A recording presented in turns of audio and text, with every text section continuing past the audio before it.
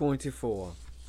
A major terrorist network lies in tatters this morning, following the end of a massive overnight operations by Coruscant security forces.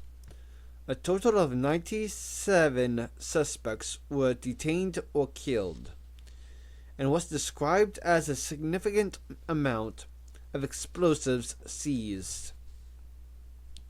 Senator Ihu Nipua described it as a magnificent piece of police work and praised officers. HNE Evening News, 387 days after Geonosis. Coruscant Security Force staff and social club, 2000 hours, 388 days after Geonosis. ATU and OCU reception for men and guests of Arca Company, Special Operations Brigade. CSF didn't know how brave they'd been until they heard it on the HNE bulletin. Vi decided to treat the coverage as funny rather than as another case of his brother's efforts going unrecognized. Scoraza had warned him that all Special Forces personnel had to deal with that, clone or not. So it was nothing personal. Anyway, it didn't matter. He was leaning on a bar, a clean bar, one that didn't leave your elbows soaking wet, surrounded by people who weren't criminals. Unless you counted Sergeant Cal, of course. And he was a special case, because extreme bounty hunting wasn't really crime. And police officers were buying him drinks and shaking his hand, telling him that their buddies would all have been ground enough if he hadn't thrown himself on that grenade during the spaceport siege. It was amazing how they still remembered that. Vi didn't have the heart to tell them that he simply did what years of training had made his body do involuntarily, and that he didn't know how to do anything else. He simply grinned and enjoyed the adulation. He liked the comradeship. Some of them were female officers, too. They were fascinated by his armor.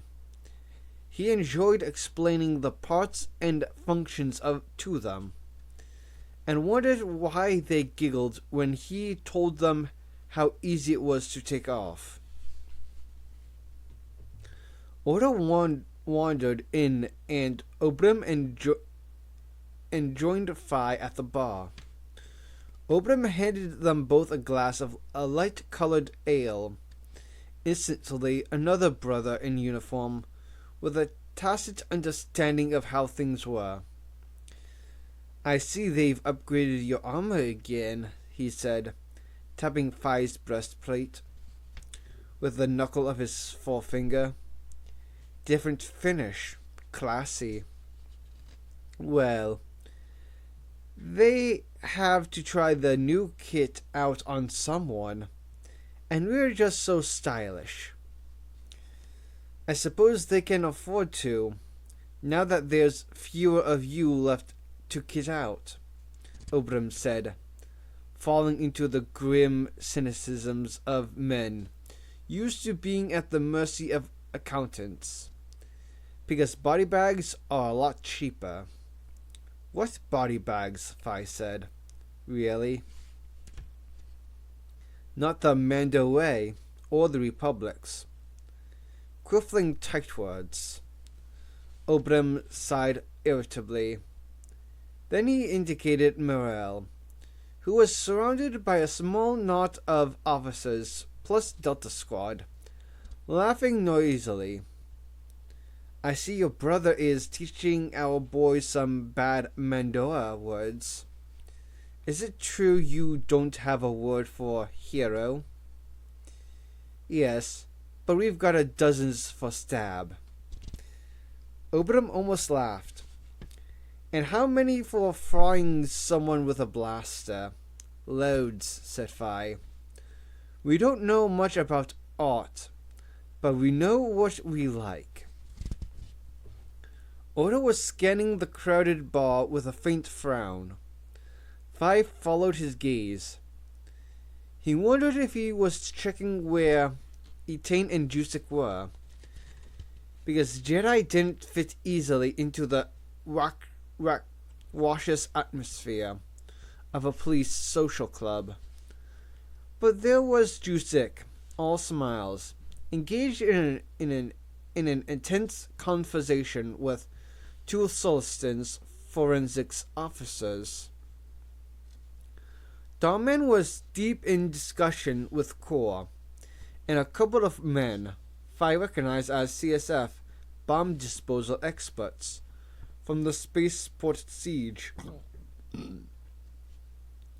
Nine Boss seemed to have been drawn into a strange game with some other officers that involved throwing a knife at the fine wooden carvings above the bar, much to the annoyance of the service droid. An attendant had Lysima on his arm, gazing at him adoringly, even if he did still have a striking black eye from his fight with Val. But no Etain and no Val. Val had gone off on another job, unspecified of course. Darman was still here though, and that meant Etain was too, for the time being. Odo seemed to be concentrating on the doorway. What's your problem, Nervad? Agent Renan said she would come, Odo said. He looked uncharacteristically awkward, seeming for once as if he didn't know what to do next. I'll have to look around. It's a big bar. Obram watched him go. Fi, he said. Do you mind me asking you something personal? I always try to help police with their inquiries, Captain. Seriously, son. Cal talks to me about you all. I never knew how you were. Bred for all this. Sorry. I can't find another word for it. You don't seem to resent it at all. I'd be furious. Aren't you angry? Not just a little? I wish Obrim didn't make him think. In a way, it was much simpler on Commando. It was also easier being alone with only your squad for company on some Osicla planet blowing up droids. There was a clean focus in that. Coruscant had indeed been the hardest battlefield of all, as Sergeant Cal had warned him. But that wasn't because it was rife with the dangers of not knowing if the enemy was standing right next to you. It was because it showed him what he could never have. I've done a lot of thinking in the past year, Fi said. Yes, there's plenty wrong. I know I deserve more than this. I want a nice girl and a life, and I don't want to die. And I know I'm being used, thanks, but I'm a soldier, and I'm also a Mandalorian, and my strength is always going to be what I carry around inside me. My sense of who and what I am, even if the rest of the galaxy sinks in its own filth. I'll die without compromising my honor.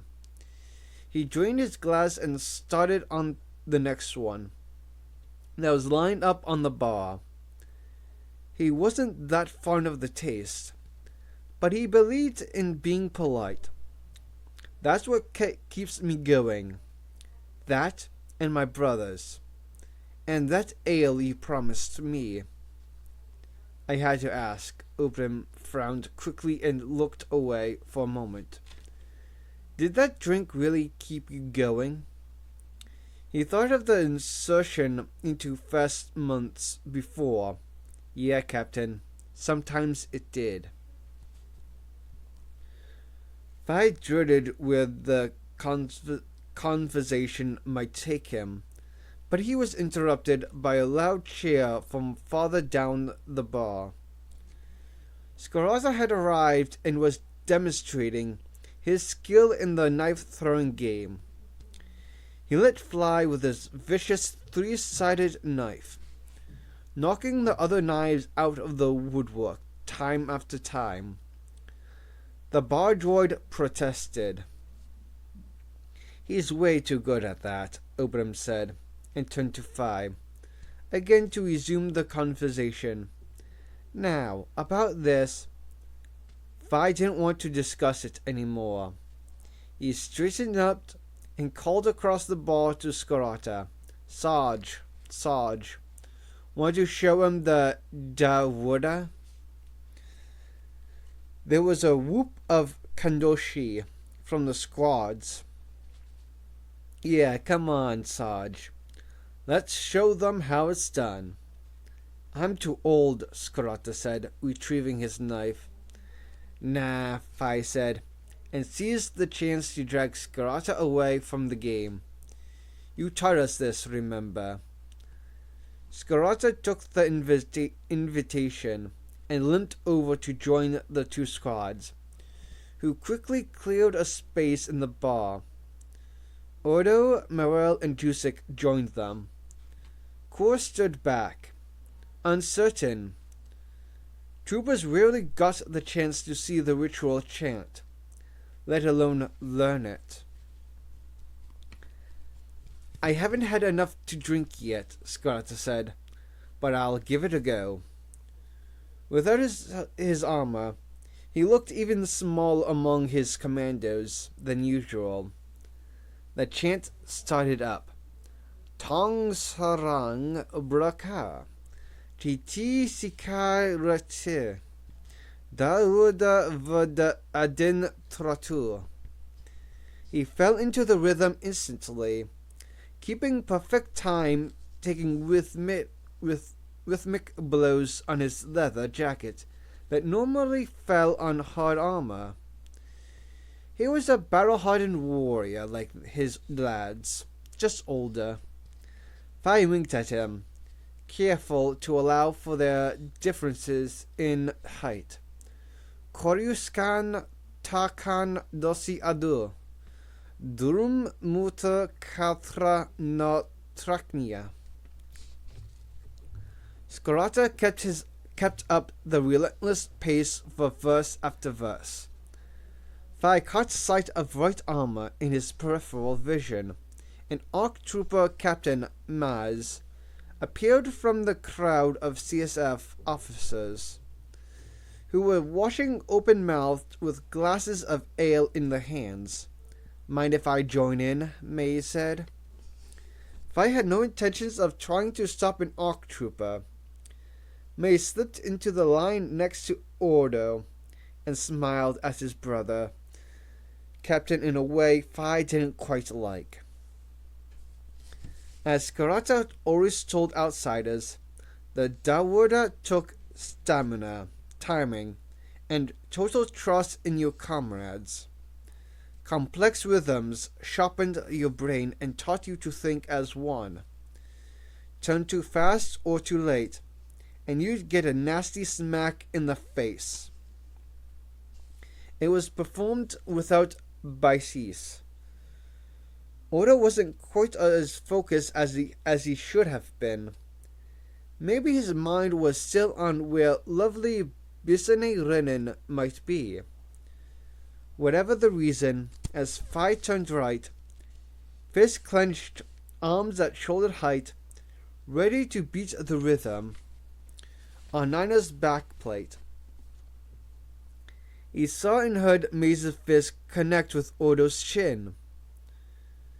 Ordo carried on, blood weeping from his lip, refusing to break the rhythm. You didn't stop if you got hit. You carried on. Guatura kun hit su drasla. Kumrik sad drutin chok nien use adin. The line of commandos turned 90 degrees left, hammering the rhythm and then right again. And Maze hit Odo neatly, and Fi had to admit it, elegantly in the mouth again, without losing the beat. Blood splashed on Odo's pristine right chest plate. Fi waited for the counter to erupt in a fight, but the chant finished without incident, and Odo simply wiped his mouth on the palm of his glove. Sorry, Navad, May said, smiling with genuine amusement. You know how clumsy we ordinary ARC troopers are. We make lousy dances. Fi held his breath. He was ready to back Odo up against Maze. Odo was his friend, and Fi also knew that he was utterly unpredictable and totally unafraid of violence.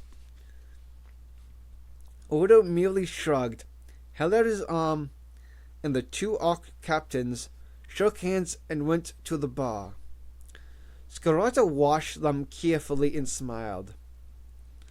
All ARCs were crazy.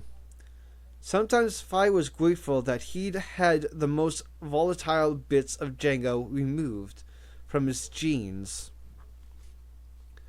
Scarata sat down on a bar stool and wiped sweat from his lined forehead with the palm of his hand. I'm not getting any younger, he said, catching his breath, and laughed. I'll be black and blue in the morning. Shouldn't try that without body armor. You could have dipped out after a few minutes, Fi said. He handed him a cloth. We wouldn't have minded, but I would have. I can't ask a man to do what I can't or won't do myself. You never have, Fi noted, that a small silence had formed around the doorway, and its cause was Bethany Renan. She walked in, looking around, then spotted Odo and went over to him. I'm going out on the balcony to get some air, Scarata said.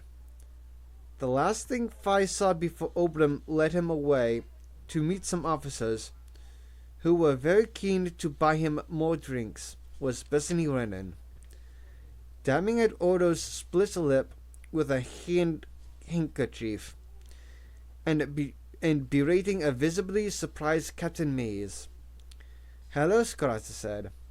I didn't realize you were out here, Attica. Etienne looked up. She had been peering over the balcony at the lane upon lane of airspeeders traffic below. Nightscapes on Coruscant were as entertaining as a holovid. It's too noisy for me in there. You look like you've been having fun. Scarata joined her and rested folded arms on the safety rail. Been showing CSF the de Ruta. I bet that was painful. He seemed a fundamentally good man. She adored him, even if he scared her sometimes. It's good to see everyone relaxing. It's been tough, hasn't it? We did it, though, all of us. You too, Attica. Well done. She was blissfully certain of life now. She felt good. She was also certain that Scarata was a man who understood love and the risks people would take to make those they loved happy. He defied generals and anyone who stood in his way to make sure his soldiers, his sons, for that was what they were, got what was rightfully theirs. There was no reason not to tell him her wonderful news. She should have told Dollman first, but she wasn't quite sure how. And anyway, Scarata was Calbia. He was everyone's father. Thank you for being so understanding about me, and she said. Scarata rubbed his forehead. I'm sorry for lecturing you. I'm very protective of them all. But you are both happy, and I'm glad to see that. I hope you'll be glad that I'm having a baby then. There was a moment's silence. What? Said Scarata. I'm pregnant. She watched his face harden. Pregnant? She hadn't expected that. An unpleasant coldness spread up from her stomach into her chest. Whose is it? Scarata asked. His voice was level, controlled, distant. It was a mercenary's voice. That hurt. Damon's, of course. He doesn't know then. He'd have told me if he did. No, I haven't told him. Why? How could he cope with that? It's hard enough for a normal. He's not abnormal. He's what you people made him. I meant, Eaton struggled. I meant that he has no experience to enable him to cope with being a father at a time like this. Nobody ever has. I wanted him to have some kind of future. Scarata's face didn't change. You planned this. How can he have a future if he doesn't know he has a son? Genes don't count for everything. If anyone finds out that I'm expecting a child, I'll be thrown out of the Jedi Order, and I won't be able to serve. I have to carry on. I can't let the men down. Scarata was furious. She felt it. She could see it too. And if she thought that was bad, it would be nothing compared with how the Jedi Council would react. She'd be kicked out of the Order. She'd no longer be a general, no longer able to play her part in the war. But you knew that. You should have thought that through. The reality felt very different, and yet she didn't regret it one bit. And that was why she hadn't thought about the Jedi Council's reaction. It was right. The Force had guided her to this point. And how are you planning to disguise this fact? Scarata asked, still cold calm. It's going to be pretty visible. I can go into a healing trance and accelerate the pregnancy. I can bear this child in 5 months. She put her hand on her belly. It's a boy. That was probably the worst thing she could have told Scarata. Etain should have known Mandalorians better by now.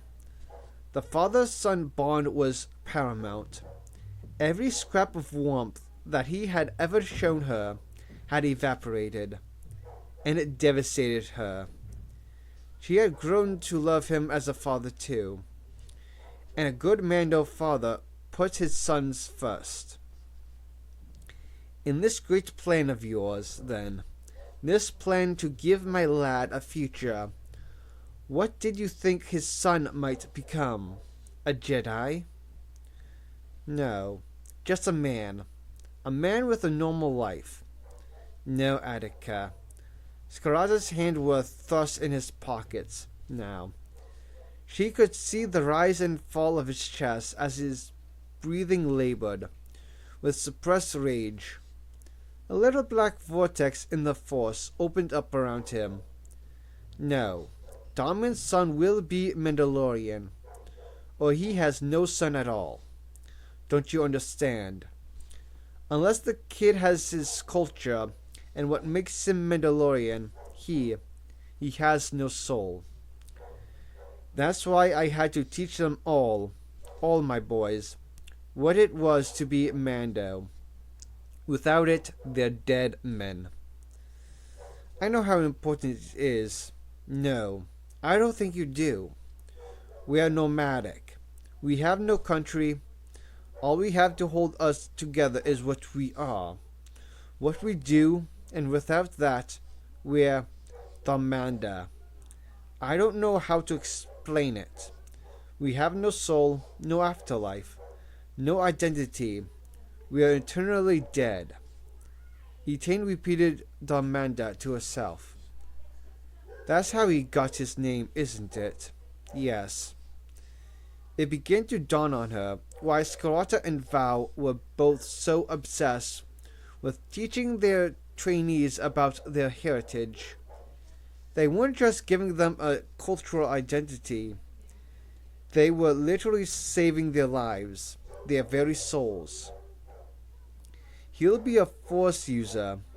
That will make him... Are you insane? Do you know what that makes him worth to creatures like the Kaminoans? Do you know how very interested people will be in his genetic material? He's in danger, you decrut. The value of her son's unique genetic heritage had never crossed Etain's mind. She was appalled. She struggled to cope with the hazards that sprang up around her, as if from nowhere. But how can Dar raise him? You didn't ask that question when you started all this. Do you really love him? Yes, you know I do, Cal. If I don't have his child and he dies, when he dies, he designed to die young. I'll outlive him. And you were built to live a long time. You said it yourself. Just one broad generation of men, then there's nothing of the clones left eventually. Nothing to show they ever lived and served and died. They all deserve better than that. But again, Darman isn't given any choice, Cal said. No choice about fighting. No choice about being a father. He lapsed into silence, walking to the far side of the balcony and leaning on it, just as he had when she'd seen him agonize over whether he had been a monster, a man who turned small boys into soldiers and sent them to fight the Eretrices War. Etain waited. There was no point arguing with him. He was right. She took choice out of Darman's hands, just as every Jedi general did. Cal, she said. He didn't turn. She put a cautious hand on his back. She felt him tense. Cal, what do you want me to do to make things right? Don't you want at least one of your men to leave something behind him? Someone who will remember him. You can only remember what you know. I'll keep the child safe. You've got a name for him, haven't you? I know it. You know you're expecting a boy, so you'll have thought of a name. Mothers do that. Yes, Then I don't want to hear it. If you want my help, I have conditions. She knew that. She should have known. Scarlata took his paternal role obsessively, and he was a hard man, a mercenary, a man whose whole instinct had been honed to fight and survive since he was a small boy. I need your help, Calbia. Don't call me that. I'm sorry. You want my help? Then here are my terms. Darman is told he has a son when it's safe for him to know, not when it suits you. And if that isn't when the kid's born, then I name the boy as a Mendo aid. Fathers name their sons. So, if Dar can do that, then I'll make sure that he does. So I don't have any choice. You could skip town to any one of 1,000 planets if you wanted to, and you'd find me. Oh yes, I find people. It's my job. and you to tell the Jedi Order you hate me. No, I actually like you, Attica. I just despise Jedi. You Force users never questioned your right to shape the galaxy. And ordinary people never realize they have the chance to. I think I think it would be very fitting for Dawnman's son to know his heritage. He'll do more than that. If Dawnman can't raise him as a Mando, then I will. I've had plenty of practice. Plenty. Etain was helpless. Her only choice was to run, and she knew that wasn't fair to anyone, least of all to the baby. It would have confirmed to her that all she wanted was a child, something to cling to and love and be loved by in return, regardless of how she got it. This had to be for Dawnman. His son could not grow up an ordinary man, and Etain had no idea how to raise a Mando son. Scarata did. If she refused, she knew exactly how far he would go to get his way. How will you cope with a Force-using child? She asked. The same way I raised 6 lads who were so disturbed and damaged by being placed in live-fire battle simulations as toddlers that they never stood a chance of being normal. With a lot of love and patience. You actually want to do this, don't you? Yes, I do. More than anything. It's my absolute duty as a Mando aide. So that was his price. I can disguise the pregnancy. No, you're going to have a nice, quiet few months under a deep cover on Quilora, with one of Jannat's people to keep an eye on you. And just watch me make that happen.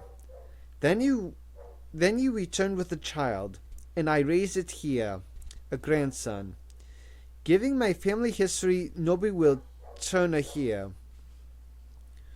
What will you call him? If Daman is in a position to know when the child's born, it'll be his choice. Until then, I'll keep my ideas to myself. So you agree Daman shouldn't know yet. If I tell him, or you do, then how is he going to go off to war again and keep his mind on his own safety? He ships out again in a few days. So, will you?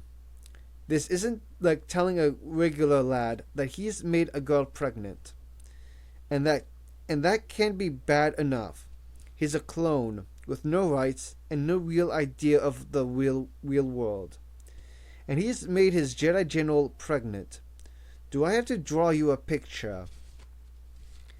Etain had never truly enraged anyone. The Jedi who had raised her and trained her all her life had been far beyond that emotion. They allowed themselves a little impatience or irritation, but never anger. And on Quilora, when she has the responsibility for 4 commandos thrust upon her for the first time in a desperate, dangerous mission, Jannat's anger at her inexperience had been well short of rage. But Scarata was now drowning in it.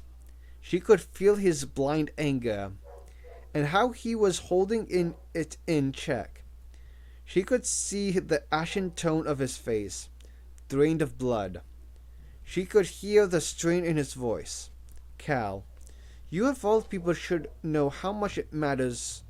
Your own sons disowned you for putting your clone soldiers before them.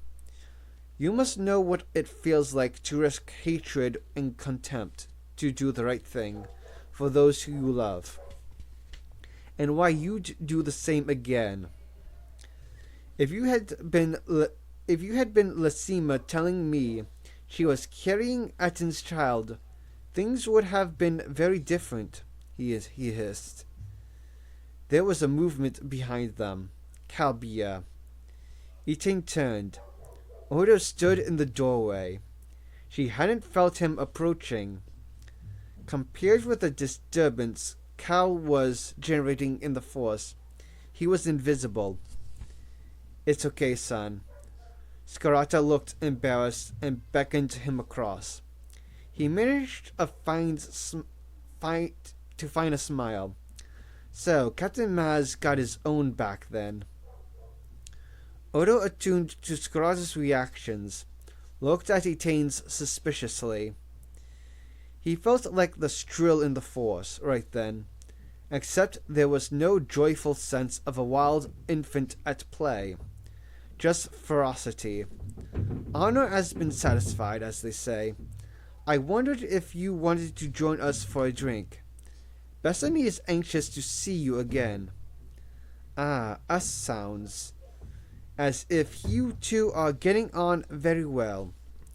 Scarata smiled, and it was real. Bethany Renan was not, of course, a Jedi. She was acceptable. I love to Ortica.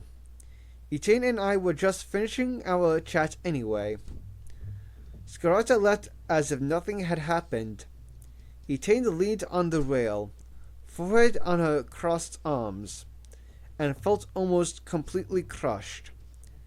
But now Scarata was right in everything he had said, and he would honor his promise to help her.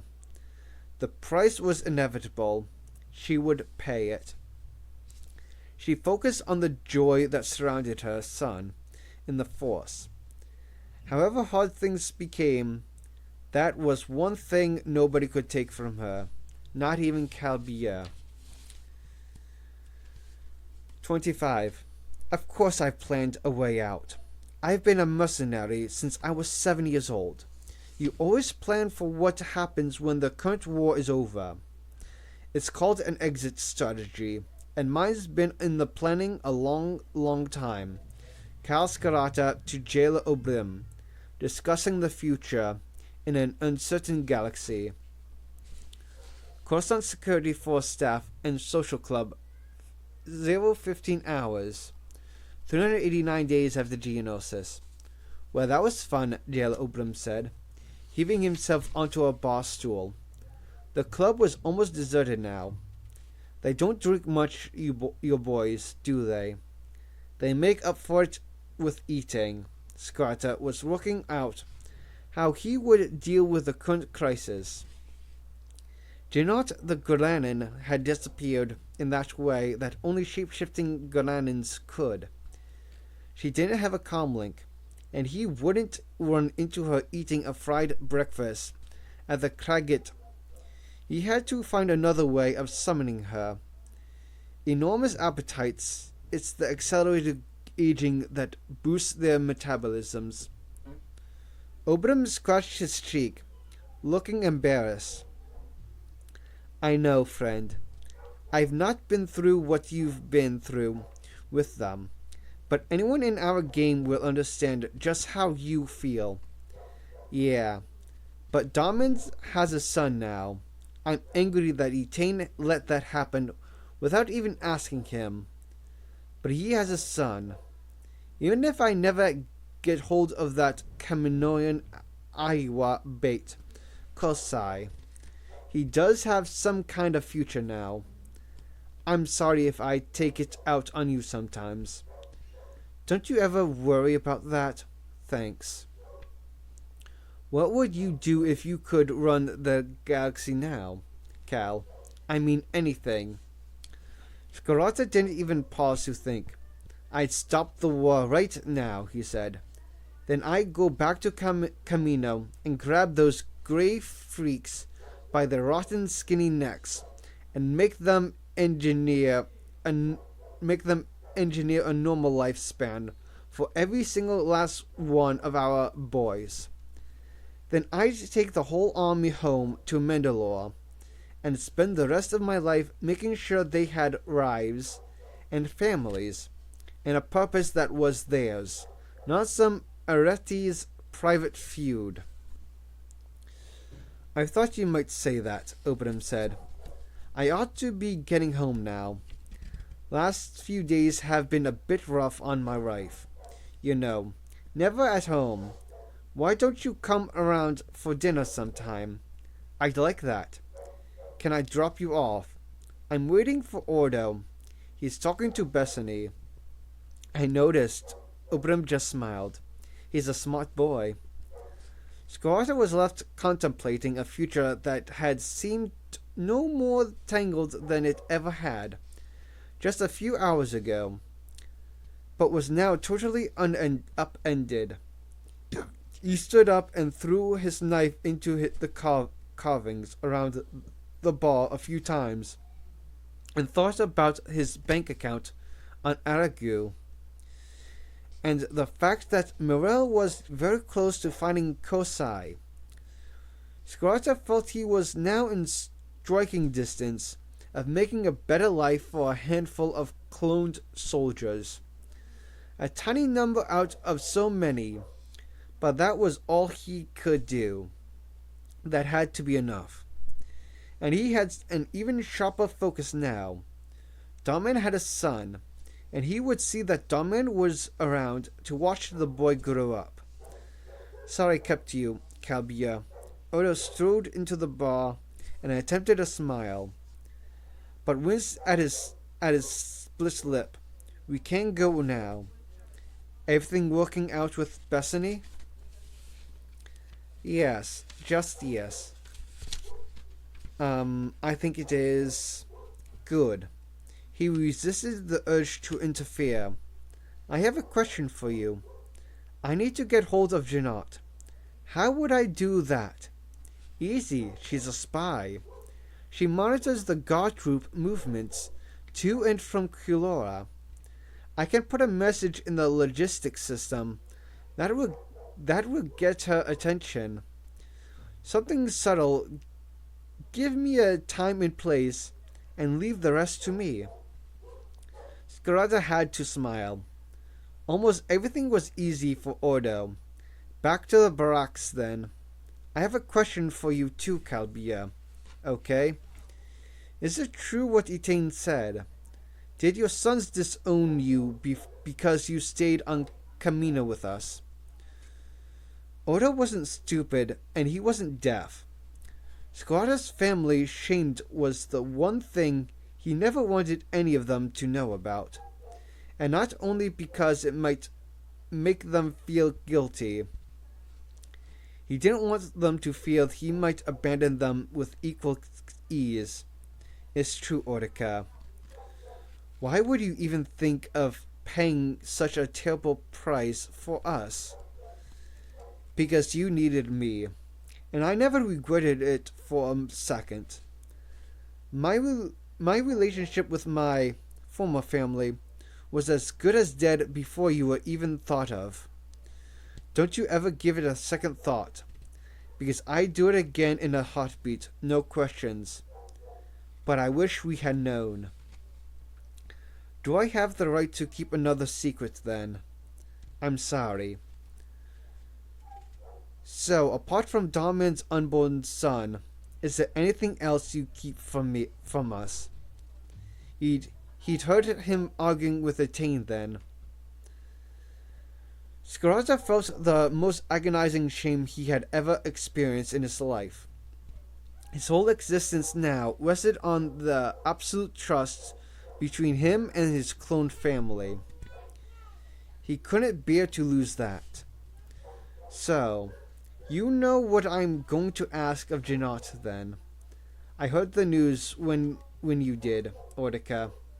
And no, there is nothing else. I swore I would never lie to you, and I never have. Scarata pointed to Ordo's matched blasters. If I ever do, I'd rather you use those on me, because being there for you was the only decent thing I ever did in my life. Understand? Ordo just stared at him. Scarata put both hands up on his shoulders and stood there in silence. Okay, son. Tell me what I should do about Darman, and I'll do it. Ordo still had that look of blank appraisal. The expression had he adopted when dismantling a new and fascinating puzzle. I don't think the time is right. We have to do what's best for our brothers. It was the pragmatic thing to do. Scarata fastened his jacket and checked that his knife was in place.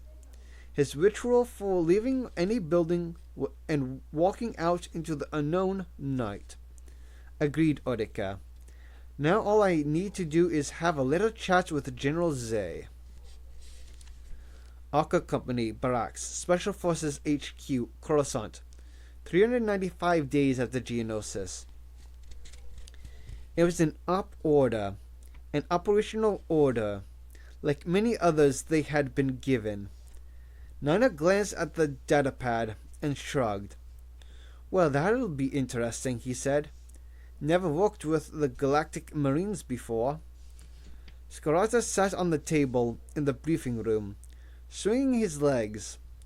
Delta Squad had left that morning to prepare the battlefield, a nice military understatement for going ahead of the main assault and sabotaging strategic targets. On Skurma, Omega had drawn the slightly longer straw and had a similar task to carry out for the Marines. Everyone's okay? The question was directed at Darman, as much as anybody. Any questions? No, Sarge. Fi sounded a little subdued. Aten actually seemed more cheerful than Fi did, which was an interesting reversal of attitudes. It'd be nice to see Commander Get again. Get wants you embarked in Fearless by 0700 tomorrow. So if there's anything you want to do, do it today. Scarata reached in his jacket pocket, took out 4 high denominations credit chips, and passed them around. Go on. You know your way around the interesting bits of Coruscant now. It'll be a few months before you're back here. Thanks, Sarge. Aten stood up to leave. You'll still be here when we get back today. I always see you off, don't I? Yes, Sarge, you do. Fi took his chip and pressed it back into Scarata's hand. Thanks. I've got to do some calibrations on my HUD. I'll stick around the barracks today. He's gone all sober, Nina said. Don't know what's come over him. I'm an unsung hero, said Fi. I've got my public image to protect. The Omega boys, like all squads, were well attuned to one another's sensitivities. They knew Scarata was hanging around to talk to Darman on his own. Nana shoved Aten and Fi toward the doors. See you later, Sarge. There was no questions of Darman joining them for a last day out in town. They knew where he'd want to spend his time. Scarata waited for the briefing room doors to close and slid off the table to a stand in front of Darman's seat. Now, son, anything troubling you? No, Sarge. Etane's off to Quilora for a few months to start the rundown of the garrison. Darman actually smiled. That's a safe deployment compared with the jobs she'd pulled recently. I'm glad. She's hanging around the barracks waiting for you. Darman seemed relieved. He took a deep breath and grinned. But it was that smile Scarata had seen on many mercenaries' faces before they left for a new battlefield. Fairfeck. Should I tell this boy now? Should I tell him he has a kid on the way? What if something happens to him before he gets a chance to find out? Scarata took a sudden and impulsive risk. He could square it up with Zay later. Like the bill for the anti-terror operations. Always better to beg forgiveness than ask for permission. You can go to Quilora with her if you want. Darman shut his eyes. The pain showed on his face. I've had that choice before, Sarge. You love her, though. Yes. I can make this happen. Maybe it wouldn't be right for your son, but it's your choice. All you have to do is say the word, and Cole will take your place in the squad. He's still around. Zay's letting me train him. Tommen let out a long breath and pinched the bridge of his nose, eyes still shut. When he opened them, they were brimming with tears. Quillora's safe. My squad deploys in the front lines. How can I not be there with them? You could have walked away from Commando with a fortune and never given us another thought. But you couldn't do it either. That was different. I was washed up a decutla. No, you were loyal. You sure about this? Of course you're sure. Your loyalty is overwhelming too. That's how the stinking Republic uses you. I won't think any less of you if you go. But I'll think less of me. Okay. No need to tell her then. It was my idea, not hers. An order will make sure you two can stay in touch whenever you want. Darman brushed the tip of his nose and sniffed hard. You always put us first. I always will. We know. Yes, he always would. There's two ways you can think of females in wartime, son. One is to get obsessed and let them take your mind off your work, and that gets you killed. The other is to focus on them as what you're really fighting for, and draw strength from knowing they're going to be there for you when you get home. He tapped Darman's cheek a few times with the flat of his hand, firm but paternal. You know which you're going to choose, don't you, Da? Yes, Sarge. Good lad.